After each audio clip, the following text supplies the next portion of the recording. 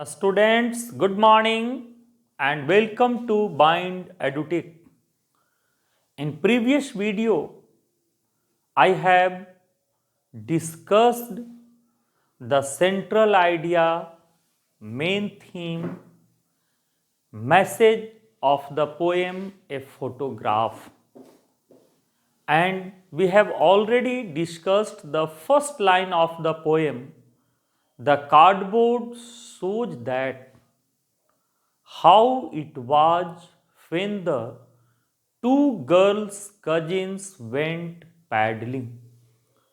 Previous video में हम लोग पोएम के केंद्रीय भाव, मेन थीम, मैसेज को डिस्कस कर चुके थे और पोएम के फर्स्ट लाइन को कि cardboard shows me how it was when the two girl cousins went paddling, कि वो कार्डबोर्ड दिखा रहा था कि कैसा वह समय था जब कवित्री की माँ अपनी दो चचेरी बहनों, जिनके नाम वीटी और डॉली थे, उनके साथ समुद्र तट पर गई थी छुट्टियां बिताने के लिए।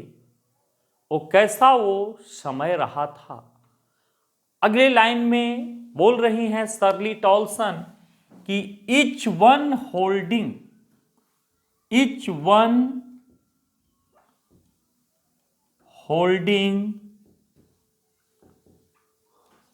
one of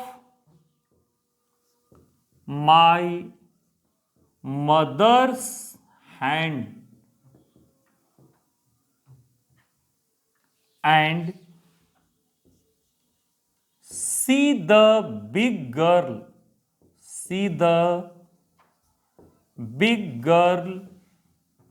some 12 years or so, each one holding one of my mother's hands। दोनों लड़कियां मतलब वीटी और डॉली एक तरफ से कवित्री के मां के हाथ को पकड़ी हुई थी। अब पोएम में ये तो क्लियर नहीं है कि वीटी लेफ्ट हैंड साइड थी या राइट हैंड साइड थी, लेकिन दोनों यहां पर कह रहा है कि दोनों एक तरफ से कवित्री के मां के हाथ को पकड़ी हुई थी। तो इसका मतलब कि कवित्री की मां बीच में रही होंगी और एक तरफ वीटी तो एक तरफ डॉली रही होंगी। अब यहां पर पोएम में एक क्लियर नहीं है कि वीटी लेफ्ट हैंड साइड थी या राइट हैंड साइड थी। अगर वीटी यहां पर लेफ्ट हैंड साइड रही होगी तो डॉली राइट हैंड साइड रही होगी। अगर डॉली यहां पर लेफ्ट हैंड साइड होगी तो वीटी यहां पर राइट हैंड साइड होगी। तो वीटी और डॉली के लेफ्ट हैंड साइड या राइट हैंड साइड होने की जो प्रोबेबिलिटी थी that was 50%, 1/2। Each one holding one of my mother's hands and see the big girl. Very important question, who is see the big girl in the poem? So here see the big girl is used for the poetess mother। यहां पर उन तीनों में सबसे बड़ी लड़की कौन थी? तो कवित्री की मां। See the big girl some 12 years or so। What was her age? तो she was 12 years old। तो see the big girl is used for poetess mother। Who is see the big girl? तो poetess mother। and what was her age? तो 12 years old। वो 12 वर्ष की थी। अब इससे यहां पर एक क्लियर है कि VT and Dolly were less than 12 years। VT और डॉली में से कौन लेफ्ट साइड थी या राइट हैंड साइड, ये तो क्लियर नहीं है, लेकिन इतना क्लियर है कि VT and Dolly were less than 12 years. VT और डॉली 12 वर्ष से कम उम्र की थी, क्योंकि उन तीनों में सबसे बड़ी कवित्री की मां थी और उस समय उनकी ही उम्र थी 12 वर्ष। तो ये क्वाइट नेचुरल है कि VT and Dolly were less than 12 years. अब यहां पर अगले लाइन में देखिए बोल रही हैं Shirley Toulson, all three stood still to smile through their hair। अब शब्द से अर्थ अगर निकालिए तो all three stood still to smile through their hair। All मतलब सभी, थ्री मतलब तीन, स्टूड खड़ी थी, स्टिल चुपचाप, टू स्माइल मुस्कुराने के लिए, थ्रू मतलब द्वारा, दियर मतलब उनके, हेयर मतलब बाल। तो ये क्या अर्थ हुआ कि सभी तीनों चुपचाप खड़ी थी बालों से मुस्कुराने के लिए। इट डजंट मीन, इसका कोई अर्थ यहां नहीं निकल रहा है। तो जैसा कि मैं आप लोगों को पहले भी बताया हूं कि poetry does not mean what it seems. कविता जो होती है वो दिखती नहीं, और जो दिखती है वो होती नहीं। That means there are lot of differences between the inner and the outer meaning of the poem। किसी भी कविता के शब्द के अर्थ और भाव के अर्थ, जिसको हम शब्दार्थ और भावार्थ, outer meaning and inner meaning कहते हैं, दे आर क्वाइट डिफरेंट, बिल्कुल अलग होते हैं। अब यहां पर देखिए, अभी मैंने शब्द से इसका अर्थ निकाला कि सभी तीनों चुपचाप खड़ी थी बालों से मुस्कुराने के लिए। इसका कोई मीनिंग नहीं निकल रहा है। तो सबसे पहले देखें ऑल थ्री, सभी तीनों। तो यहां पर ऑल थ्री किसके लिए आया? पोएटेस मदर, कवित्री की मां, poetess mother, VT and Dolly. तो ऑल थ्री किसको रिप्रेजेंट कर रहा है? पोएटेस मदर को, वीटी को और डॉली। वीटी और डॉली कौन थी? Cousins of the poetess mother, कवित्री की मां की चचेरी बहनें थी। तो सभी तीनों चुपचाप वहां पर खड़ी थी।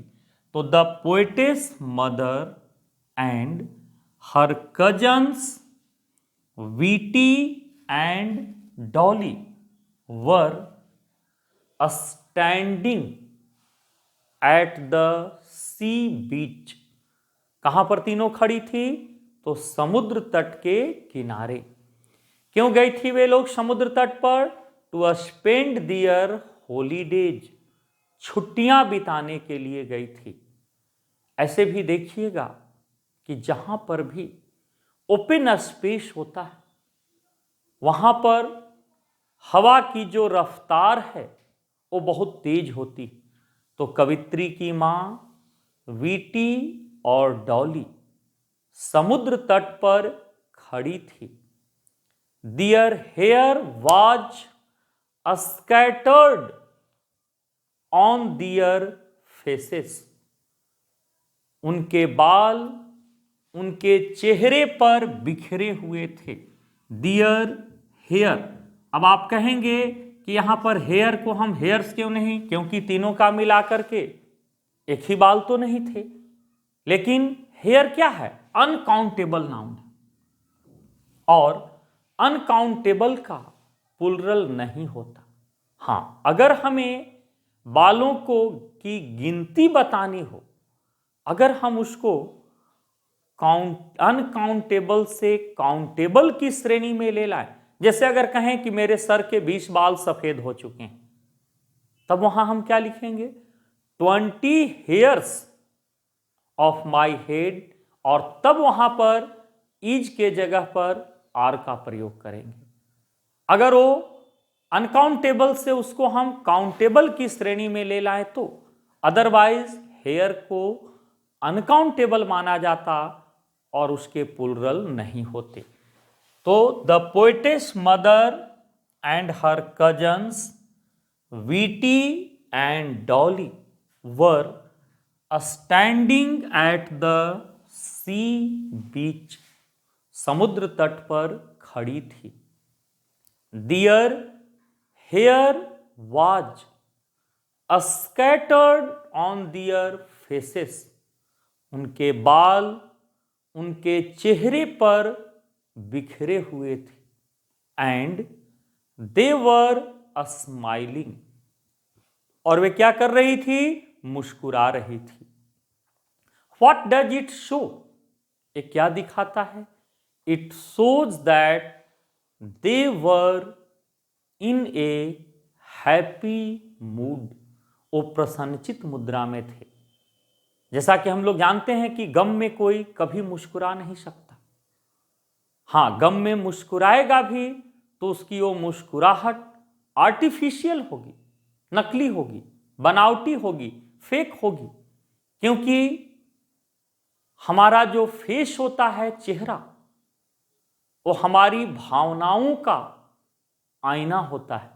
अगर हम गम में मुस्कुराएं भी तो मुस्कुराहट कभी असली नहीं हो सकती। अब यहां पर देखिए अगले लाइन में, तो इस लाइन को फिर से एक बार देखें कैसे हम लोग एक्सप्लेन करेंगे और ये क्या शो कर रहा है। तो the poetess mother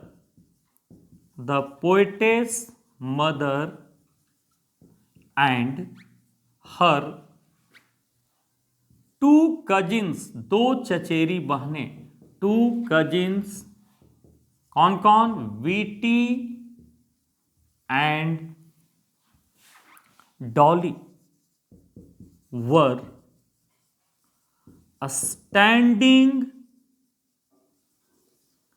eight the sea beach, समुद्र के किनारे खड़ी थी। Their hair was scattered, the word scattered means बिखरे हुए, स्कैटर्ड ऑन दियर फेसेस, उनके बाल उनके चेहरे पर बिखरे हुए थे। एंड दे वर स्माइलिंग, और वे क्या कर रही थी? मुस्कुरा रही थी। स्माइलिंग, इट शोज दैट, ये क्या दिखाता है? It shows that they were in A happy mood, वो प्रसन्नचित मुद्रा में थे। तो इस वर्ड को अगर हमको, इस लाइन को एक्सप्लेन करना होगा पोएटिक मीनिंग, तो इस तरह से करेंगे। And uncle with the camera, and uncle with the camera, a sweet face my mother's was, that was before I was born. अब यहां पर अगले लाइन में देखिए, and uncle with the camera, a sweet face my mother's was, that was before I was born, that was before I was born. अब इस लाइन को देखें हम लोग, and uncle with the camera? Who was present with the camera there? वहां camera के साथ कौन प्रेजेंट था? तो poetess mother's uncle. Who was present with the camera? तो the poetess mother's uncle was present with the camera. What has the camera captured? तो camera has captured the smiling और beautiful face of the poetess mother when she was 12 years old. कह रहा है कि and uncle with the camera. कवित्री के मां के uncle वहां कैमरा के साथ प्रेजेंट थे. A sweet face. What do you mean by sweet face? तो sweet face मीठा चेहरा के लिए नहीं आया. Sweet face मीन्स स्माइलिंग, मुस्कुराता हुआ, स्माइलिंग, इनोसेंट, मासूम सा, इनोसेंट, या इसको हम ब्यूटीफुल कहें, या क्यूट, प्यारा सा, या cute face. A sweet face my mother's was before I was born. तो यहां पर आई किसके लिए आ रहा है? पोएटेस के लिए. कवित्री कह रही है कि उनकी मां के अंकल वहां पर उस समुद्र तट पर कैमरे के साथ प्रेजेंट थे और कैमरा ने कवित्री के मां के उस मुस्कुराते हुए चेहरे को, मासूम प्यारा सा चेहरा को कैद किया. उस समय का जब कवित्री की जन्म भी नहीं हुई थी. उस समय तक कवित्री की जन्म भी नहीं हुई थी. तो यहां पर स्वीट फेस का मतलब स्माइलिंग, इनोसेंट, ब्यूटीफुल और क्यूट फेस. अब यहां पर whose face was sweet and fine. तो whose face was sweet and fine. किसका चेहरा मुस्कुराता हुआ प्यारा सा था और कब? तो the poetess mother's face, the poetess mother's face was sweet, mother's face was sweet और ब्यूटीफुल. फेन कब? फेन सी वाज, जब कवित्री की मां 12 ईयर्स ओल्ड थी, 12 वर्ष की थी. And before the birth of the poetess, before that I was born. उस समय कवित्री की जन्म नहीं हुई थी. And before the birth of the poetess. अब यहां पर जो दूसरा क्वेश्चन एराइज होगा कि who was present with the camera? Who was present with the camera? And what has the camera captured? Camera captured. तो who was present with the camera? तो the poetess mother's uncle, not poetess uncle. हमेशा इस बात को ध्यान में रखिएगा, कवित्री के अंकल हो ही नहीं सकते क्योंकि उस समय कवित्री की जन्म भी नहीं हुई थी. कवित्री की मां ही 12 वर्ष की थी. इसलिए कवित्री के अंकल होने का प्रश्न ही नहीं उठता. Poetess, the poetess mother's uncle, the poetess mother's uncle was present with the camera, present with the